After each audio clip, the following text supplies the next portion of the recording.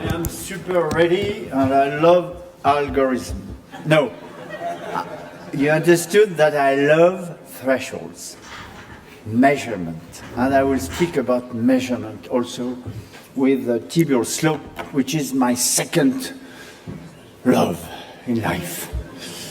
So why it's important? And when you speak about ACL and ACL rupture, you have two components, the AP translation, definitely. You have the rotational excessive, rotational internal rotation. And you have, when you walk, you have this stance phase and the axial weight bearing, which is very important. And I will mostly speak about that. Tibial slope and the AP translation. When you walk, you have some compressive forces, which moves to shear forces, which leads to strain on your ACL, and especially on your ACL graft when you have done an ACL reconstruction. So I would say that this is a primary intrinsic factor for ACL tear and especially re-tear. When you speak about tibial slope, you have some thresholds. And if you use the proximal tibia, the threshold value is 9 degrees, and the threshold value for abnormal tibial slope would be 12 degrees. But you also need to look at the meniscus status, the cartilage status, and this may change the threshold of your 12 degrees. When you speak about slope, you need to speak about the method, because the method will change the thresholds. So always use and say, I have this slope with that method. And if you want to correct it, you can use 1 millimeter for 1 degree. It works very well. Some very intelligent people use all other formula, but frankly, be simple.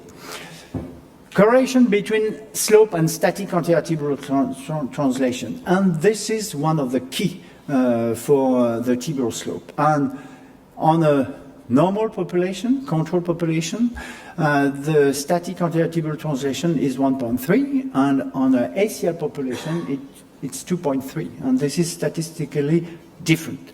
And this is something very important to look at, because it shows exactly the forces that you put on your ACL and on your ACL reconstruction.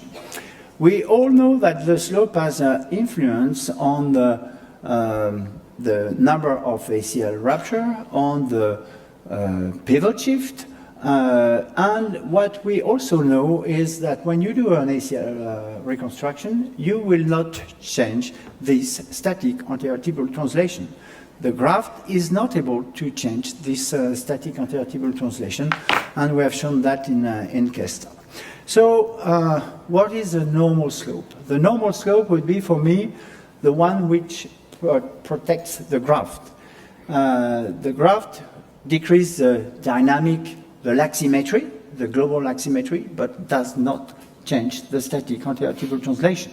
So look at it, be careful, and maybe look at that in your indication for an ACL reconstruction. This is an example of a girl, 24 years old. She had a perfect ACL graft, no new injury during the first, and she had a new injury during the first game, 8 months later.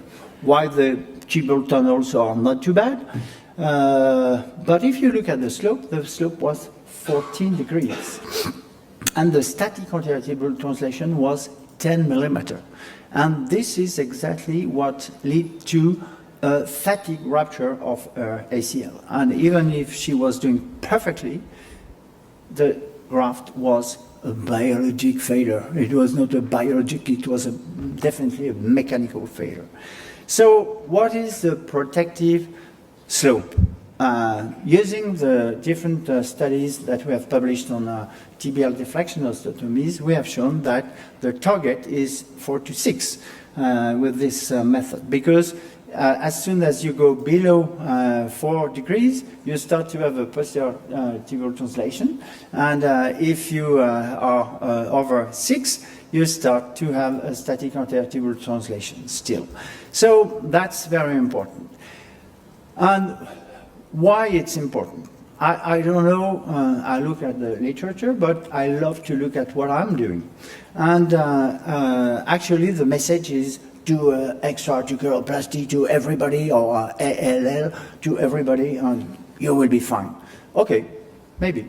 So what I'm doing is a little bit different, and since 2014, I do a selective indication for extra-articuloplasty. Age under 18, recurvatum over 10 degrees, hyperlaxity, pivot chip, grade 2 or 3, and revision ACL. This is what I'm doing. And if I look at what I'm doing, between 2014 and 2017, I had almost 1,000 patients, and we followed them with all X-rays since the beginning. So it's very accurate. And we have two groups, below 18 years old and over 18 years old. And if we look at the re-rupture rate, which is what is important when you deal with an ACL, my re-rupture rate was 5.7% re-rupture. Not so much, but 5. 40% during the first 24 months. If you look at the group over 18 years old with this à la carte approach, no difference if you do extra-articuloplasty or not with the selective approach. Okay, that's interesting. If you look at the population with an age below 18 years old, you will see 11% of re-rupture, which is higher. So there is a problem somewhere, because 11 is too much. The problem may be the posterior tibial slope, which is an odd ratio of 3 over 12 degrees, and the static anterior tibial translation, which has an odd ratio 2.7, which are really high. So if you look at this specific group in my patients, 186 patients, hamstrings plus lumbar, so the global surgery, you see the belt and another belt, so you're sure that you will have no re-rupture. It's not really true, because in my group, slope over 12 degrees, 19% of re-rupture. If the slope is below 9, 0%. So that's very strong data.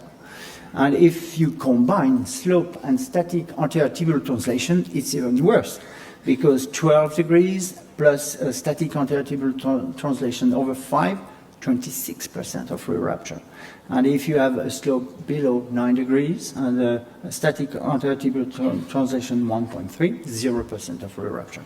So it shows exactly how strong is slope in your patient. And here again, for the global theory, the age over 18 years old, you see that more the slope and more the static anterior translation is high, more the re-rupture rate is higher.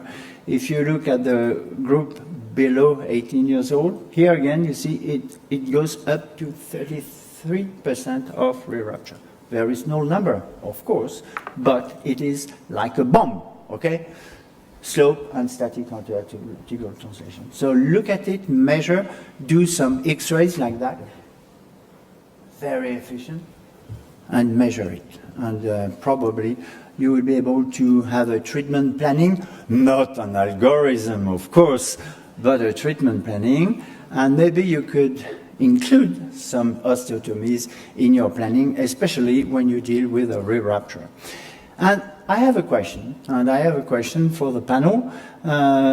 Should you think of doing a primary tibial deflection osteotomies in this 17 years old? Bilateral ACL tear, medial bucket handle tear, lateral meniscus root tear, slope 13, static anterior tibial translation 9 millimeter, telos, laximetry 22-17, re-rupture rate 33%. So maybe you may think of doing this. And it's not easy to sell to the patient, but it's super efficient. And probably in the future, you may include that in our algorithm. Merci beaucoup.